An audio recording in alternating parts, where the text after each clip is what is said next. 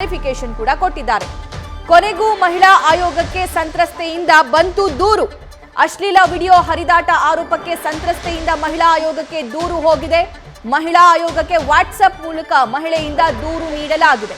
ನಿನ್ನೆ ಒಬ್ಬ ಸಂತ್ರಸ್ತೆಯಿಂದ ಮಹಿಳಾ ಆಯೋಗಕ್ಕೆ ಪತ್ರ ಬರೆದು ದೂರನ್ನ ನೀಡಲಾಗಿದೆ.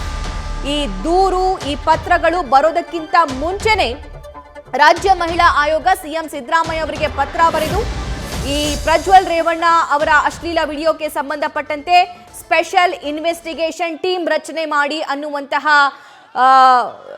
ಪರ್ಮಿಷನ್ ಕೇಳಿತ್ತು. ಅದರ ಜೊತೆಗೆ ರಿಕ್ವೆಸ್ಟ್ ಕೂಡ ಮಾಡಿಕೊಂಡಿತ್ತು. ಅದರಂತೆ ನಿನ್ನೆ ಸಿಎಂ ಸಿದ್ದರಾಮಯ್ಯ SIT ರಚನೆ ಆಗುತ್ತೆ ಈ ವಿಚಾರಕ್ಕೆ ಸಂಬಂಧಪಟ್ಟಂತೆ ಅಂತ ಟ್ವೀಟ್ ಮೂಲಕ ಹೇಳಿದ್ರು. ಆದರೆ ಈಗ ಇದರ ಒಂದು ದೂರು ವಾಟ್ಸ್ಆಪ್ ಮೂಲಕ ರಾಜ್ಯ ಮಹಿಳಾ ಆಯೋಗಕ್ಕೆ ತಲುಪಿದೆ ಅನ್ನುವಂತಹ ಇನ್ಫಾರ್ಮೇಶನ್ ಕೂಡ ಲಭ್ಯವಾಗ್ತಾ ಇದೆ.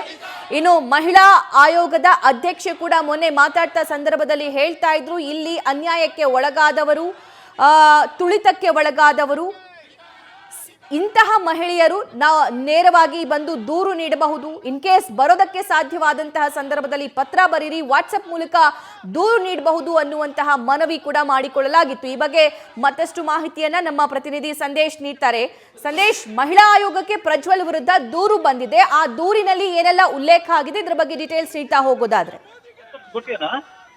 ಸಭಾ, ಇಲ್ಲಿ ಪ್ರಮುಖವಾಗಿ ಈಗಾಗಲೇ ವಾಟ್ಸ್ಆಪ್ ಮುಖಾಂತರವಾಗಿ ಸಂತ್ರಸ್ತೆ ದೂರನ್ನ ಕೊಟ್ಟಿದ್ದಾರೆ ಅನ್ನೋ ಮಾಹಿತಿ ಲಭ್ಯವಾಗ್ತಾ ಇದೆ. ಅಂದ್ರೆ ಮಹಿಳಾ ಆಯೋಗಕ್ಕೆ ವಾಟ್ಸ್ಆಪ್ ಮೂಲಕವಾಗಿ ಸಂತ್ರಸ್ತೆ ದೂರನ್ನ ಕೊಟ್ಟಿರೋದ್ರಿಂದ ಈಗ ಮುಂದಿನ ಹಂತದ ಒಂದು ಇನ್ವೆಸ್ಟಿಗೇಷನ್ ಅನ್ನ ಮಾಡ್ಬೇಕಾಗುತ್ತೆ. ಅಂದ್ರೆ ಪ್ರಮುಖವಾಗಿ ಆ ಸಂತ್ರಸ್ತೆಯನ್ನ ಫಿಸಿಕಲ್ ಆಗಿ ಕರೆಸಿ, ಅಂದ್ರೆ ವಾಟ್ಸ್ಆಪ್ ಮೂಲಕ ಈಗ ಕೊಟ್ಟಿರೋದ್ರಿಂದ ಆಕೆಗೆ ಕರೆ ಮಾಡಿ ಆಕೆಯ ಸಂಪರ್ಕವನ್ನ ಮಾಡಿ ನಂತರ ಅವರನ್ನ ನೇರವಾಗಿ ಮಹಿಳಾ ಆಯೋಗಕ್ಕೆ ಕರೆಸ್ಕೊಂಡು ಅಲ್ಲಿ ಒಂದು ಸ್ಟೇಟ್ಮೆಂಟ್ ಅನ್ನ ಪಡೆಯುವಂತ ಕೆಲಸವನ್ನ ಕೂಡ ಮಾಡಲಾಗುತ್ತೆ. ಈಗಾಗಲೇ ಅಧಿಕೃತವಾಗೂ ಕೂಡ SIT ರಚನೆ ಆಗಿರೋದ್ರಿಂದ ಈ ಒಂದು ಸ್ಟೇಟ್ಮೆಂಟ್ ಅನ್ನ ಅಥವಾ ಆಕೆಯನ್ನ ಕರೆಸಿದ ಬಳಿಕ SIT ತಂಡಕ್ಕೂ ಕೂಡ ಈ ಕುರಿತಂತೆ ಅವ್ರಿಗೂ ಕೂಡ ಮಾಹಿತಿಯನ್ನ ಕೊಡುವಂತ ಕೆಲಸವನ್ನ ಮಹಿಳಾ ಆಯೋಗ ಮಾಡುತ್ತೆ. ಯಾಕಂದ್ರೆ ಮಹಿಳಾ ಆಯೋಗ ಕೊಟ್ಟಂತ ಮನವಿ ಮೇಲೆಗೆ ಈಗ ಸರ್ಕಾರ ಒಂದು SIT ಯನ್ನ ರಚನೆ ಮಾಡಿರೋದ್ರಿಂದ ಆ ಸಂತ್ರಸ್ತೆಯನ್ನ ಮುಂದಿನ ಹಂತದಲ್ಲಿ ಸಂಪರ್ಕ ಮಾಡಿ ಆಕೆಯಿಂದ ಹೇಳಿಕೆಯನ್ನ ಪಡೆದು ಒಂದು ದೂರನ್ನ ದಾಖಲಿಸೋದಕ್ಕೆ ಬೇಕಾಗಿರುವಂತ ಎಲ್ಲಾ ರೀತಿಯ ಸಿದ್ಧತೆಯನ್ನ ಕೂಡ ಮಾಡ್ತಾರೆ. ಜೊತೆಗೆ ಆಕೆಗೆ ಬೇಕಾಗಿರುವಂತಹ ಭದ್ರತೆಯನ್ನ ಒದಗಿಸುವಂತ ಕೆಲಸವನ್ನ ಮಹಿಳಾ ಆಯೋಗ ಕೂಡ ಮಾಡಲಿದೆ. ಸಭಾ, ಸಾಕಷ್ಟು ಸಂತ್ರಸ್ತೆಯರಿದ್ದಾರೆ, ಸಾಕಷ್ಟು ಜನ ನೊಂದಿದ್ದಾರೆ, ಅವರ ನೋವನ್ನ ಹೇಳಿಕೊಳ್ಳೋದಕ್ಕೆ ಸಾಧ್ಯ ಆಗ್ತಿಲ್ಲ ಅನ್ನೋ ಮಾತು ಗ್ರೌಂಡ್ ನಲ್ಲಿ ಕೇಳಿ ಬರ್ತಾ ಇದೆ. ಸಂದೇಶ್,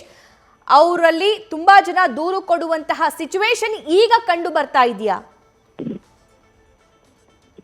ಸಭಾ, ಈಗ ಮಹಿಳಾ ಆಯೋಗಕ್ಕೆ ಒಂದೊಂದೇ ದೂರುಗಳು ಬರ್ತಾ ಇರೋದ್ರಿಂದ ಈಗ ಮುಂದಿನ ಹಂತದಲ್ಲಿ ಸಂತ್ರಸ್ತರು ಮಹಿಳಾ ಆಯೋಗಕ್ಕೆ ಬರುವಂತ ಸಾಧ್ಯತೆಗಳು ಕೂಡ ಇರ್ತವೆ. ಯಾಕಂದ್ರೆ ಈಗಾಗಲೇ ಅಧಿಕೃತವಾಗಿ ಸರ್ಕಾರ ಕೂಡ SIT ಯನ್ನ ರಚನೆ ಮಾಡಿರೋದ್ರಿಂದ, ಜೊತೆಗೆ ಯಾರೆಲ್ಲ ಸಂತ್ರಸ್ತರು ಇರ್ತಾರೆ ಅವರ ಮಾಹಿತಿಯನ್ನ ಕೂಡ ಗೌಪ್ಯವಾಗಿ ಇಡಲಾಗುತ್ತೆ. ಯಾಕಂದ್ರೆ ಇಂತಹ ಪ್ರಕರಣದಲ್ಲಿ ಕಂಪ್ಲೀಟ್ ಆದ ಒಂದು ಭದ್ರತೆಯನ್ನ, ಜೊತೆಗೆ ಅವರ ಒಂದು ಹಿನ್ನೆಲೆಯನ್ನ ಗೌಪ್ಯವಾಗಿಡುವಂತ ಕೆಲಸವನ್ನ ಕೂಡ ಮಾಡ್ಬೇಕಾಗತ್ತೆ.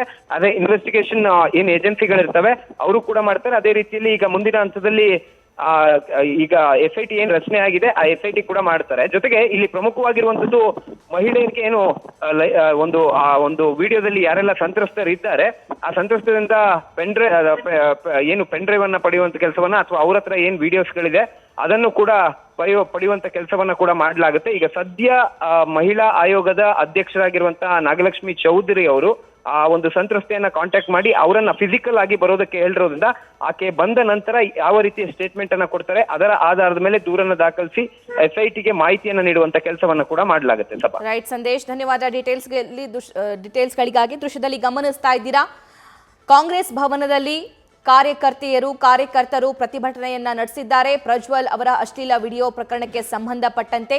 ಇನ್ನು ಪ್ರೆಸ್ ಮೀಟ್ ಕೂಡ ನಡೆಸ್ತಾ ಇದ್ದಾರೆ. ಈ ಮೂಲಕ ಬಿಜೆಪಿ ನಾಯಕರಿಗೆ, JDSನ ನಾಯಕರಿಗೆ ಸಾಲು ಪ್ರಶ್ನೆಗಳನ್ನ ಕಾಂಗ್ರೆಸ್ ಕಾರ್ಯಕರ್ತರು ಮಾಡ್ತಿದ್ದಾರೆ. ಪ್ರಜ್ವಲ್ ರೇವಣ್ಣ ಅಶ್ಲೀಲ SITಗೆ ಕೊಡಬೇಕು ಅಂತ ರಾಜ್ಯ ಮಹಿಳಾ ಆಯೋಗದ ಅಧ್ಯಕ್ಷರು ಸರ್ಕಾರಕ್ಕೆ ಒಂದು ಪತ್ರವನ್ನು ಬರೆದಿದ್ರು. ಇದರ ಬೆನ್ನಲ್ಲೇ ಸರ್ಕಾರ ಇದೀಗ ಈ ಒಂದು ಪ್ರಕರಣವನ್ನು SITಗೆ ಕೊಡಲು ನಿರ್ಧರಿಸಿರುವಂಥದ್ದು. ಈ ಬಗ್ಗೆ ಮಾತನಾಡೋದಕ್ಕೆ ರಾಜ್ಯ ಮಹಿಳಾ ಆಯೋಗದ ಅಧ್ಯಕ್ಷರಾಗಿರುವಂತಹ ಡಾಕ್ಟರ್ ನಾಗಲಕ್ಷ್ಮಿ ಚೌಧರಿ ಅವರು ನಮ್ಮ ಜೊತೆ ಇದ್ದಾರೆ. ಅವ್ರನ್ನೇ ಮಾತನಾಡಿಸ್ಕೊಂಡು ಹೋಗ್ತೀನಿ. ಮೇಡಮ್, ನೀವೊಂದು ಮೊದಲಿಗೆ ಪತ್ರ ಬರೀತೀರಿ, ಇದೀಗ ಸರ್ಕಾರ ಕೂಡ ಇದನ್ನು SITಗೆ ಕೊಡಲು ನಿರ್ಧರಿಸಿದೆ, ಏನಂತೀರಿ ಮೇಡಮ್? ನಾನು ಇದು ಹಲವಾರು ಮಹಿಳಾ ಸಂಘಟನೆ ಹೋರಾಟಗಾರರು ಕೆಲವೊಬ್ಬರು ನನಗೆ ಆಯೋಗಕ್ಕೆ ಕಂಪ್ಲೇಂಟ್ ಕೊಟ್ಟಾಗ ನಾನು ಇಮಿಡಿಯೇಟ್ಲಿ ಅದು ಯಾಕಂದರೆ ಅದರದ್ದು ಸೂಕ್ಷ್ಮತೆ ನನಗೆ ಗೊತ್ತಾಯಿತು.